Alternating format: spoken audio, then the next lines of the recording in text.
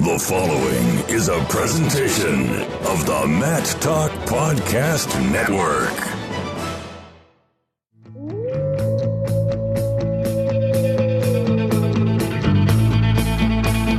The mind of Pat Popolizio is a wondrous thing.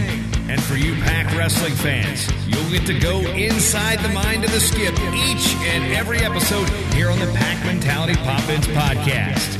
Now, here's your host, NC State Director of Athletics Digital Communications, Brian Reinhardt.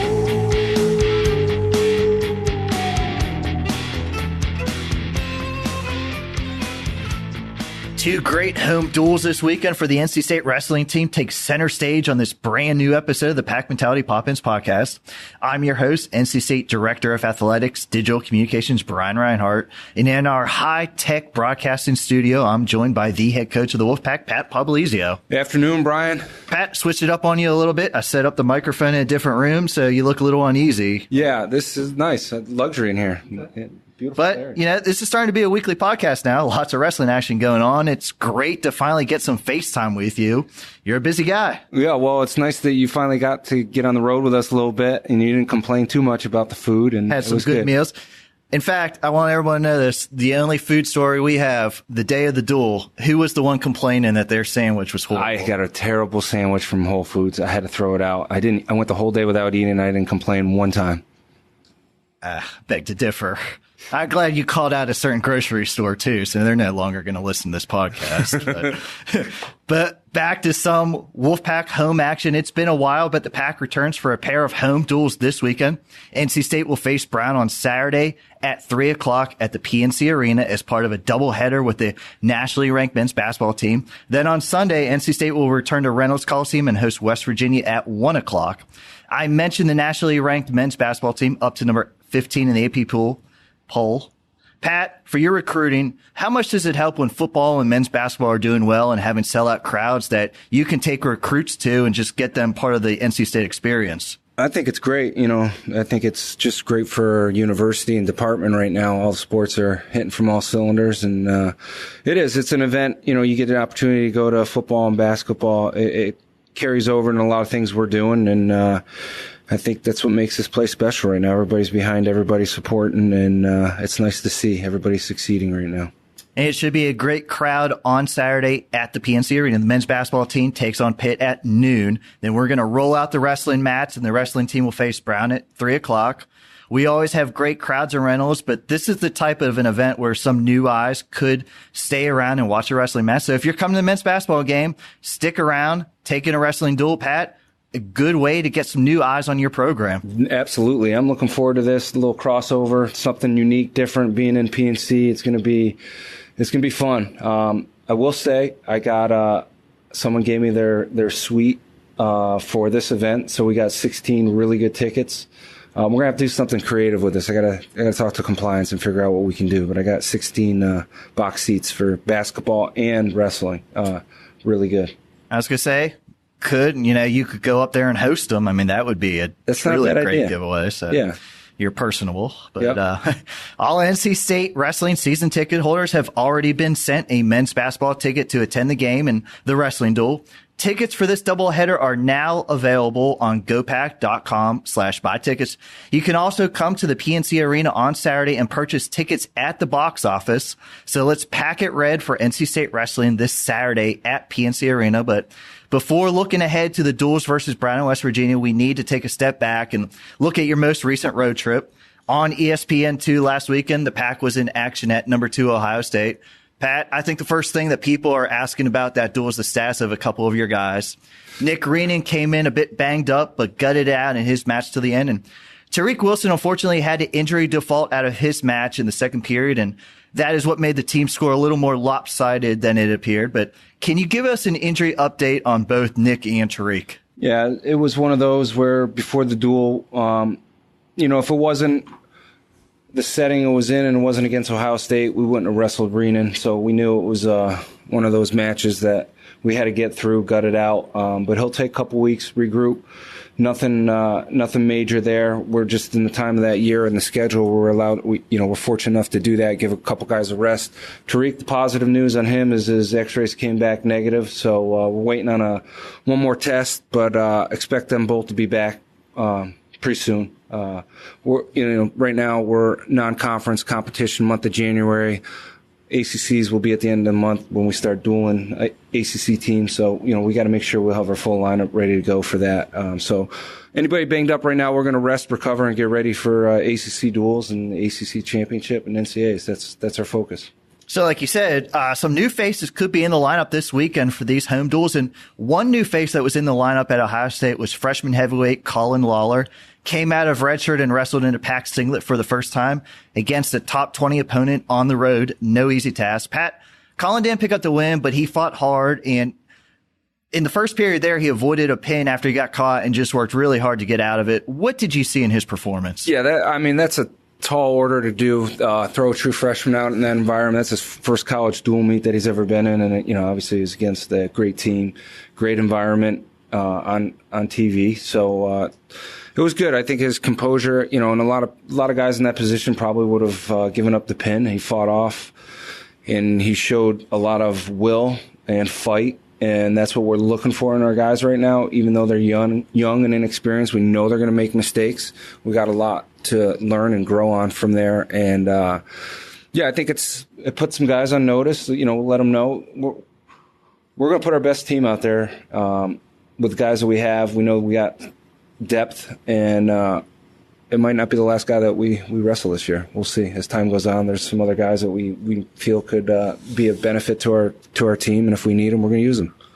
You guys haven't suffered many dual losses over the last 4 years, but what did you tell the team about moving forward, and just with some injuries and how has the practice room been this week? Yeah, we're getting back in the swing of things.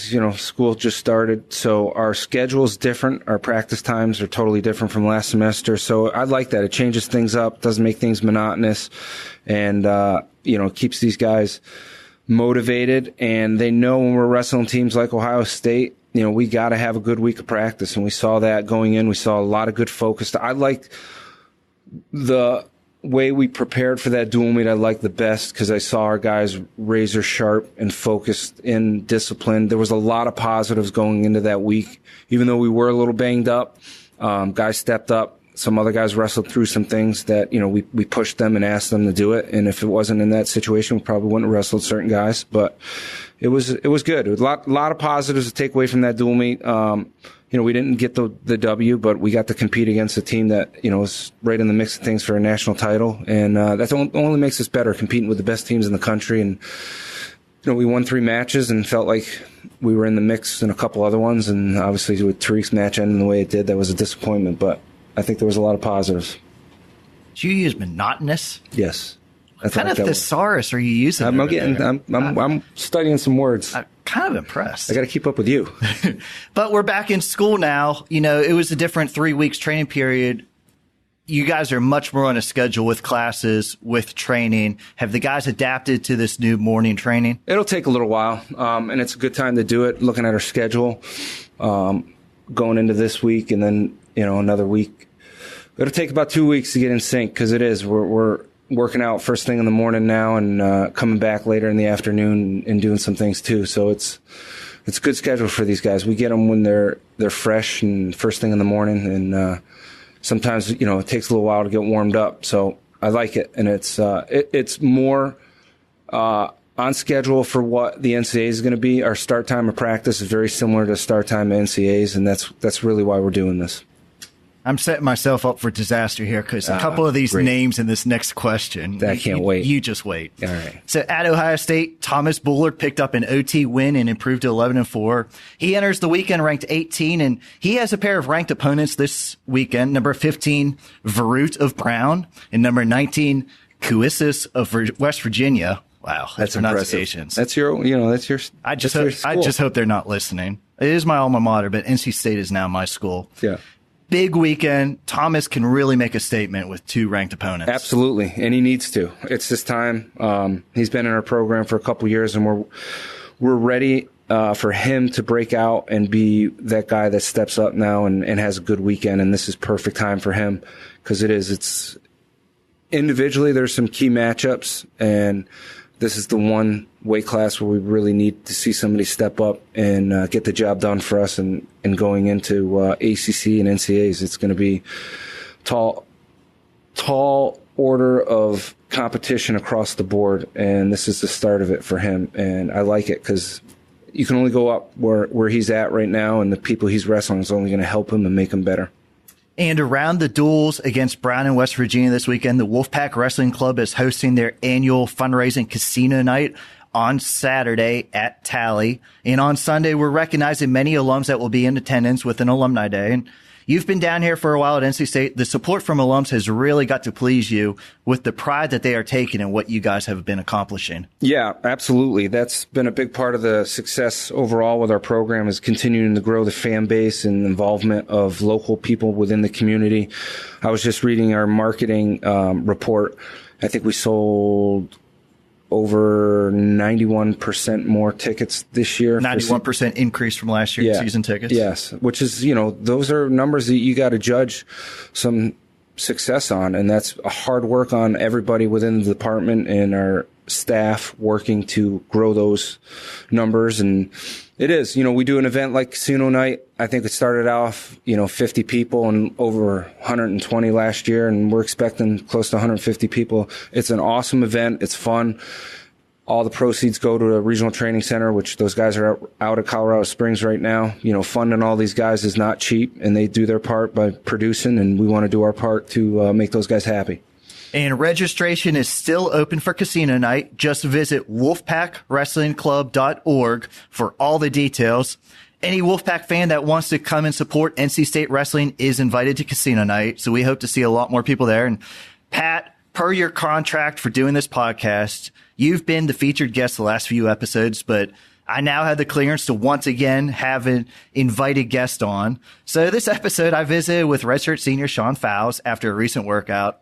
Constant talk about how he's able to get it down to 25. But as the coach of the Wolfpack, in his 4 matches, what have you seen out of him on the mat? Yeah, he is, and we get that a lot. But Sean does everything right, and that's why he's able to wrestle at that weight class and look big. You look at certain guys across the country in different weight classes, and you look at him like, wow, that guy's really big for the weight class. And, he's one of those guys. I think part of it's because he's tall, too, but he does do a great job with the discipline, making the weight. And, we waited second semester really to get him in swing with making weight, and he's done a really good job.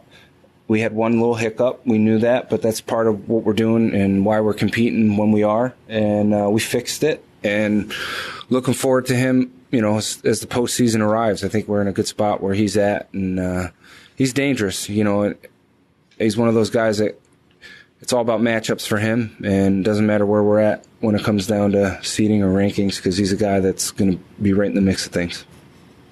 I see you didn't comment on your contract for the podcast, so you must be getting paid pretty good for this. Yeah, absolutely. I'm gonna renegotiate after this year. So, hey, we're just glad to have you on. This is like 4 in a row. This is a new record. This is, but consistency is key. It's certainly going to be a fun weekend of home action for the NC State wrestling team this weekend. Again, the Pack will host Brown on Saturday at 3 at PNC Arena, then host West Virginia on Sunday at 1 in Reynolds. Pat, good luck to you and the guys this weekend. Hoping to see 2 great crowds coming out to support NC State. Yes, we need it. It would be great to have a good crowd and be a lot of great wrestling between both teams, as they have really good individuals, and it should be a fun weekend of wrestling.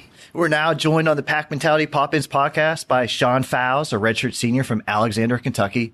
Sean, welcome back to the podcast. We had you with Hayden following your ACC championship win last March, but this time you're all alone in the hot seat, so thanks for sitting down and catching us up on your season.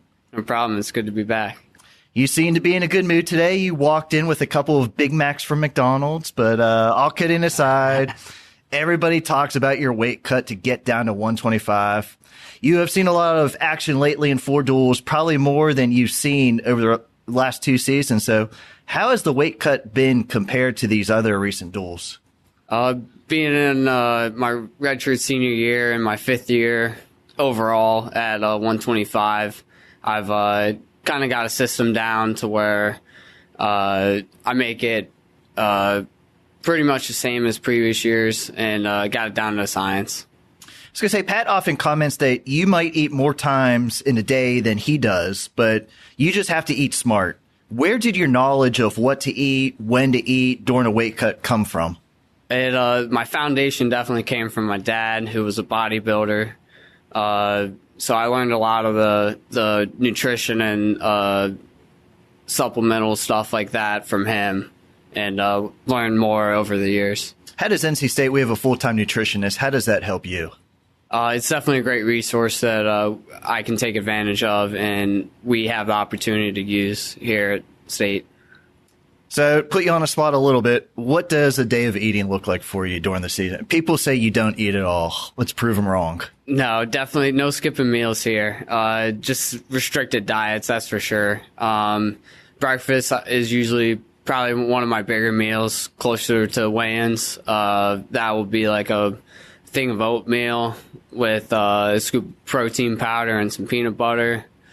Lunch is a little smaller. It'll be something like an apple and peanut butter, or something even smaller than that. And then lunch is usually chicken breast, spinach, and then maybe a small carb or something.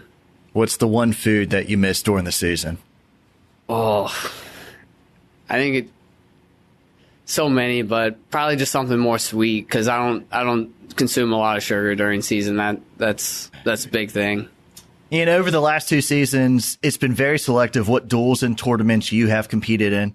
Is that something you and the coaches have to sit down and figure out well in advance, or is it just kind of week of? How does your schedule come about? It's definitely something we plan out before season. We do that to keep me fresh, as I need to have a limited number of weigh-ins. However, this year had a little bit of a change of plans, as I didn't weigh in that second day down in Florida. So a little bit of a change this year. And one thing most people notice is when you are in the lineup for a duel, NC State usually draws for starting weight rather than just starting at 125.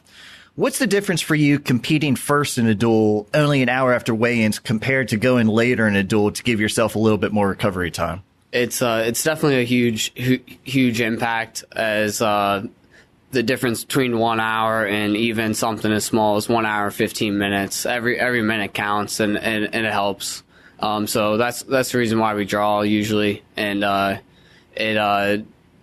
don't know, just you need that time to recover when you're cutting a lot of weight like that, and so we draw since usually you start at 125, drawing gives you a chance to not start later in the lineup and give me more time to recover. But just like South Beach, and you can draw 125, you have to be mentally prepared to be out there first. Yes. So speaking of recovery time, you missed a lot of the summer training because you had surgery following last year's NCAA championships. When exactly did that injury happen, and how did it affect you at the end of the season? It happened in the second match. It was the final takedown in overtime. Is when I heard it. It made it very difficult to make weight that second day, as I couldn't really run or do much on it. So it was I don't know how I made weight that next day, and then it definitely impacted me that next match in the consies that next day, as my offense just wasn't there. I couldn't really do much off the ankle. I was going to say, it seems you never really have to sweat away and you always get there. Was that the hardest weigh-in that you've had? By far. That one broke me. At the NCAAs, yes. A little nervousness. Yep.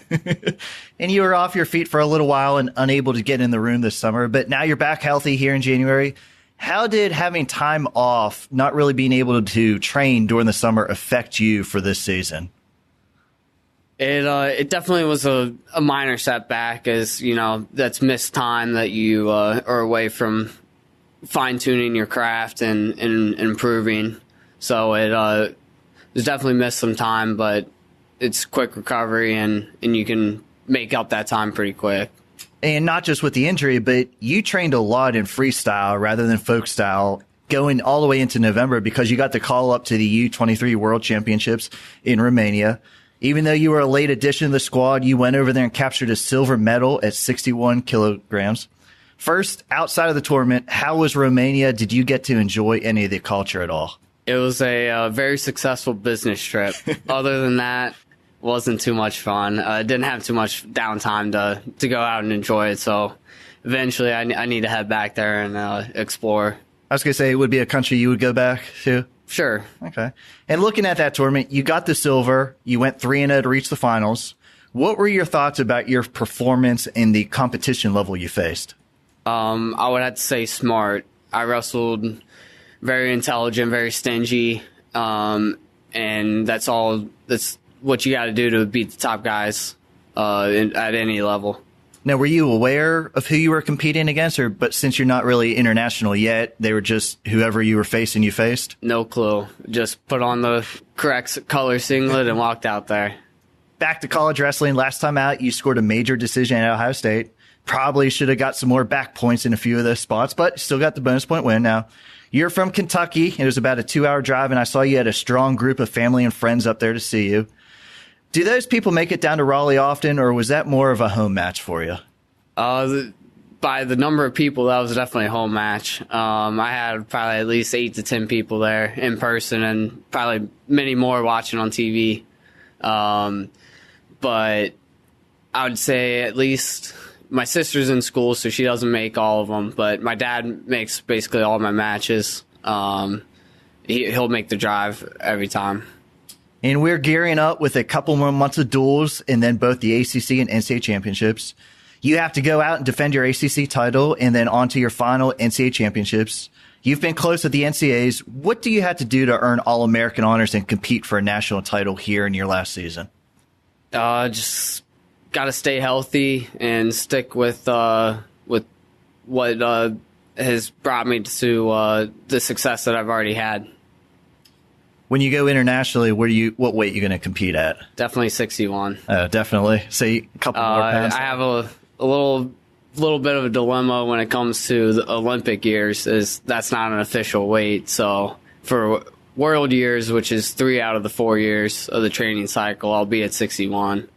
And I'll get you out here on this. Going to talk a little academics. You are majoring in electrical engineering, and that just sounds like a tough major, but you've been an academic All-American each of the last 2 years. What kind of challenge is it for you to balance that major with practice and with maintaining your weight? It's definitely a tall task to handle. Definitely had some bumps along the road. It wasn't always as pretty as what you think, but I've got it done, and in this last semester, I got basically 2 classes left, and so that's fun and a relief to be that close. And you are on pace to graduate this semester, right? Correct. And I'm assuming wrestling freestyle is definitely an option once the season comes to an end, but with a major like electrical engineering, what type of job would you be looking to get into? It's definitely something I want to use as I'll probably, hopefully, be able to find a good part-time gig. That way I can still get the work experience for engineering and still train. So, yeah, I'll be looking around for something in that. Sean, once you get that job, we're going to be hitting you up with a donation for the podcast. We could even get you a sponsored segment about nutrition. But thanks for stopping by today after your workout. I know all of our fans look forward to seeing how the rest of your career is going to go play out. Appreciate being on here. I want to thank everybody for listening today. This is your Pack Mentality Pop-Ins podcast covering all things NC State wrestling. Until next time, Wolfpack wrestling fans, go Pack.